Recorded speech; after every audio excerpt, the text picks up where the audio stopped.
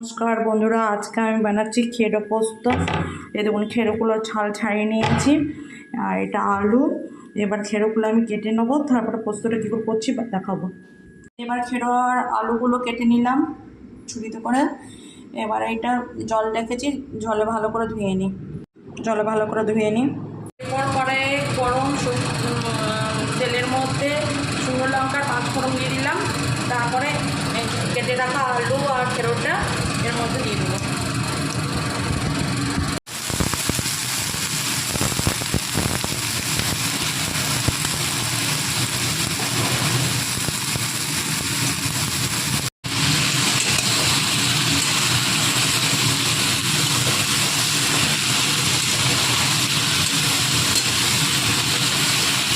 চলুন একটু নাড়াচাড়া করে নিই, তারপর ঢাকা দিয়ে দেবো।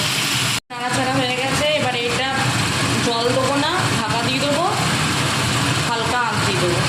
এবার ভালো করে ভাজা হয়ে গেছে, শুকনো শুকনো করে একদম হয়ে গেছে।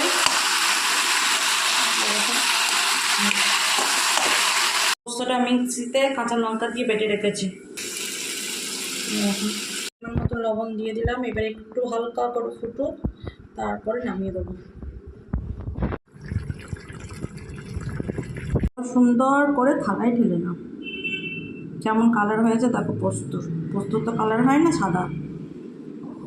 খেরো পোস্ত গ্রীষ্মের দিনে খাওয়া খুব ভালো।